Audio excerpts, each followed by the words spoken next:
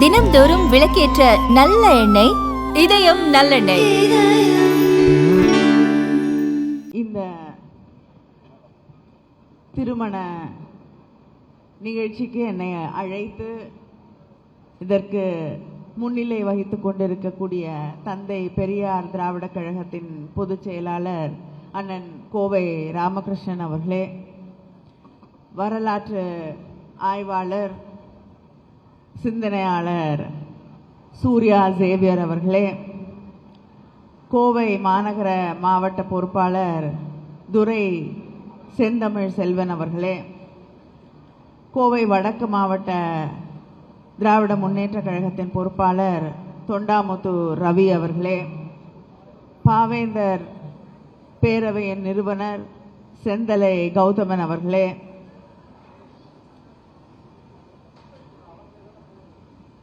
ஆறுமுக சாமி அவர்களே, ஏர்போர்ட் ராஜேந்திரன் அவர்களே, கார்த்திகேயன் அவர்களே, சதீஷ் அவர்களே, என்ஆர் கார்த்திகேயன் அவர்களே, சாமி பையன் அவர்களே, தியாகராஜன் அவர்களே, தண்டபாணி அவர்களே, தென்னை சிவா அவர்களே, இந்த கணேசன் அவர்களே, இந்த நிகழ்ச்சியிலே கலந்து கொள்வதற்காக மணமக்களை வாழ்த்துவதற்காக வந்திருக்கக்கூடிய மணமக்களின் குடும்பத்தை சார்ந்த உறவினர்களே, உற்றார் நண்பர்களே, உங்கள் அத்தனை பேருக்கும் என்னுடைய வணக்கத்தை, நன்றியை, வாழ்த்துக்களை தெரிவித்துக் கொள்கிறேன். திருமிகு இங்கர்சால் திருவருட்செல்வி அவர்களுடைய செல்வன் ஸ்வரூப் சூர்யா அவர்களுக்கும், திருமிகு சக்திவேலன் புவனேஸ்வரி அவர்களது மகள் ரம்யாஸ்ரீ அவர்களுக்கும் இன்று நம்முடைய சுயமரியாதை திருமண வழியிலே மிகச்சிறப்பான ஒரு திருமணம் நடந்து முடிந்திருக்கிறது. இந்த மேடையிலே இருக்கக்கூடிய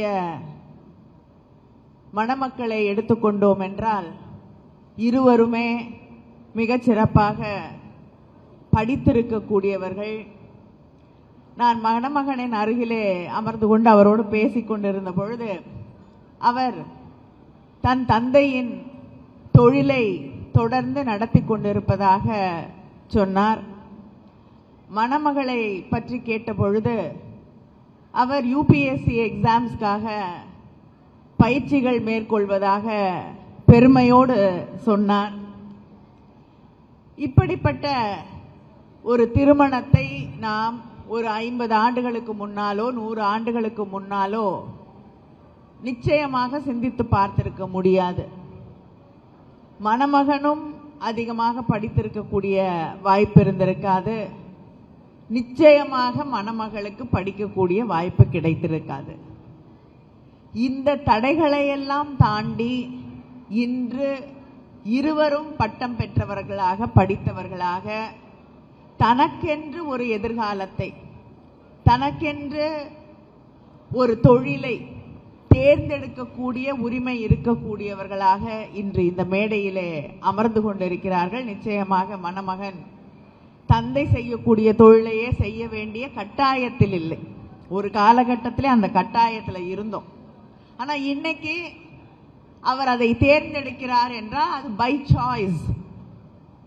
யாரும் கட்டாயப்படுத்தி சமூகம் இதை தான் செய்யணும் அப்படின்னு சொல்லி நிர்பந்தப்படுத்தி செய்யவில்லை. அதே போல மணமகளை கேட்டால் நான் வீட்டில் இருக்க போறேன் அப்படின்னு சொல்லலை. நான் படிச்சுட்டு யூபிஎஸ்சி எக்ஸாம்ஸ் எழுதிட்டு பிறகு இந்த நாட்டின் நிர்வாகத்திலே ஒரு பங்கேற்றுக் கொள்ளக்கூடிய கனவோடு நான் இருக்கிறேன் என்று சொல்லக்கூடிய ஒரு மணமகள். இந்த நிலை வருவதற்கு எத்தனை ஆண்டு காலமாக தந்தை பெரியார் தொடங்கி திராவிட இயக்க தலைவர்கள் எல்லாம் போராடி இருக்கிறார்கள், பாடுபட்டிருக்கிறார்கள் என்று புரிந்து கொள்ளக்கூடிய ஒரு வாய்ப்பாக இந்த திருமண மேடை அமைந்திருக்கிறது. படிக்கக்கூடாது என்று ஜாதியின் பெயரால், படிக்கக்கூடாது, நீ பெண்ணாக பிறந்து விட்டாய் என்று சொன்ன அந்த காலங்களை எல்லாம், அந்த சிந்தனைகளை எல்லாம் உடைக்க முதலில் இன்னைக்கு மேடையில் எனக்கு ஒரு தடி கொடுத்தாங்க. அதை மணமக்களிடமே கொடுத்து விட்டேன். ஏன்னா அடுத்த தலைமுறை அந்த தடியோடு, அந்த சிந்தனைகளோடு அடுத்த தலைமுறை உருவாக வேண்டும். அந்த தடி எப்படிப்பட்ட தடினா, ஒரு காலகட்டத்தில் பெண் படிக்கக்கூடாது, நீ இந்த ஜாதியா இருந்தா படிக்கக்கூடாது அப்படின்னு சொன்னவங்களை எதிர்த்து ஓங்கிய தடி அந்த தடி. அதைத்தான் பார்த்து இன்னைக்கும் நிறைய பேர் பயந்துகிட்டு இருக்காங்க. அந்த தந்தை பெரியாரின் பேரை சொன்னாலே இன்னைக்கு பல பேருக்கு இத்தனை ஆண்டுகள் தான் மறைந்து இத்தனை ஆண்டுகள் ஆன பின்னாலும் ஒரு மனிதனுடைய பெயரை சொன்னால் அது பல பேருக்கு சிம்ம சொப்பனமாக இருக்கிறது என்றால் அது தந்தை பெரியார் அவர்களுடைய பெயர். அதனால அடுத்த தலைமுறை மட்டும் இல்ல, இன்று இருக்கக்கூடிய நாமும் தந்தை பெரியார் இந்த மண்ணுக்காக என்ன செய்திருக்கிறார்கள், என்ன மாற்றங்களுக்கெல்லாம் அவர் உந்து சக்தியாக இருந்திருக்கிறார்கள் என்பதை புரிந்து கொள்ள வேண்டும். படிச்சுட்டு தெரிஞ்சுக்கிட்டு அதுக்கப்புறம் பிடிக்கலன்னா விட்டுறலாம். ஆனா தெரிஞ்சுக்காமையே ஏதேதோ கட்டமைக்கப்படுகிறது. இன்னைக்கு பேசும்பொழுது குறிப்பிட்டு சொன்னார்கள், பெரியார் அவர்கள் அவர் சொன்னார் இவர் சொன்னார் என்பதனால் நீங்க நம்பக்கூடாது அப்படின்னு. இன்னைக்கு முக்கியமா அவர் சொன்னார் இவர் சொன்னார் என்பதை தாண்டி முக்கியமாக நாம் நம்பக்கூடாத ஒன்று இருக்குன்னா அது இன்ஸ்டாகிராம், வாட்ஸ்அப்.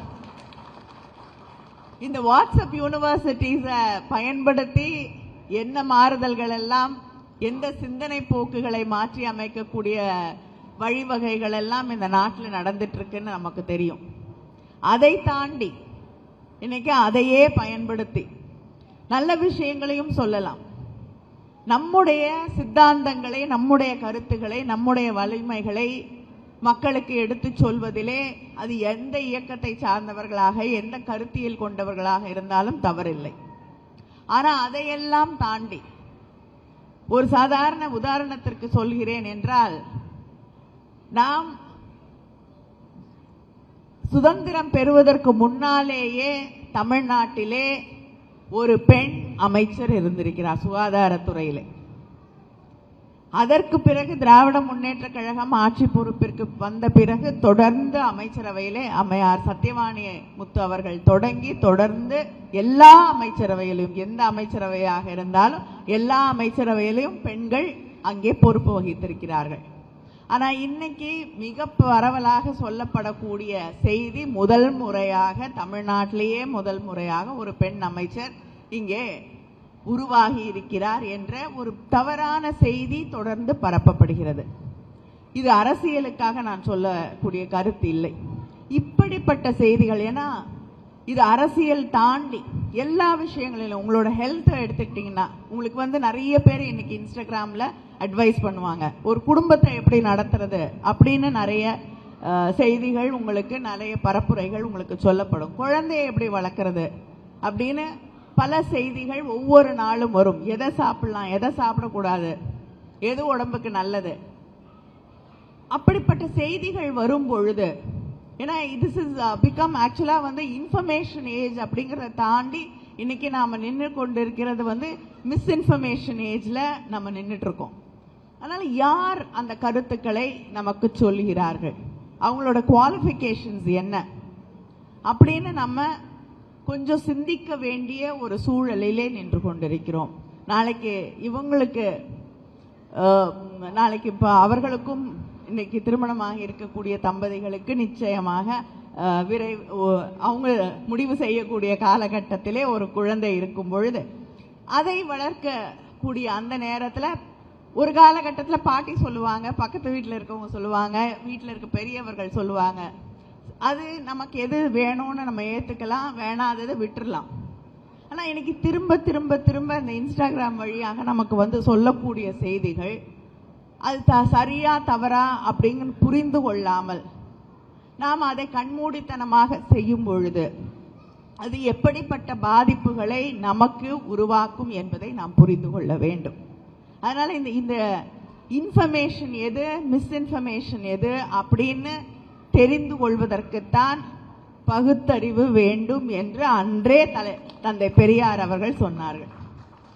அந்த பகுத்தறிவை வளர்த்துக்கிட்டே வந்தோம்னா அந்த பகுத்தறிவு அது நம்ம சுத்தி இருக்கக்கூடிய சமூகம் சொல்லக்கூடிய செய்திகளாக இருக்கட்டும், டெக்னாலஜி வளர்ந்த பிறகு நமக்கு இன்ஸ்டாகிராம் சோஷியல் மீடியா சொல்லக்கூடிய செய்திகளாக இருக்கட்டும். இன்னைக்கு சாட் ஜிபிடிலையும் நீங்க ஒரு கேள்வி கேட்டீங்கன்னா எல்லா நேரத்திலையும் கரெக்டான பதில் வராது, அங்கேயும் தவறான பதில்கள் வருகிறது. அங்க திருப்பி கேள்வி கேட்டீங்கன்னா சாரி எனக்கு தெரியாதுங்குது. இதையெல்லாம் புரிந்து கொள்வதற்கு நமக்கு பகுத்தறிவு வேண்டும். அதைத்தான் தந்தை பெரியார் அவர்கள் காலமாக நமக்கு சொன்னார்கள். நீங்க நினைக்கலாம் இன்னைக்கு இவ்வளவு பெரிய தோல்விக்கு பிறகு திருமணத்தை நடத்திவிட்டு சோஷியல் மீடியாவை பத்தி பேசிட்டு இருக்காங்கன்னு. நாங்க வந்த வழி அப்படி. பேரறிஞர் அண்ணா அவர்கள் அவருடைய தோல்விக்கு பிறகு எல்லாரும் அவருக்கு ஆறுதல் சொல்ல தேடிக்கொண்டிருந்தார்கள். அவரை காணும். கொஞ்ச நேரம் பொறுத்து வந்தவர் இடம் எங்க உங்களை தேடிட்டு இருந்தோம் அப்படின்னு சொன்னோன்னா, இல்ல தேர்தல் முடிவு வந்தவுடன் பட்டினத்தார் படம் வந்திருக்கிறது பார்க்க போய்விட்டேன் என்றாராம்.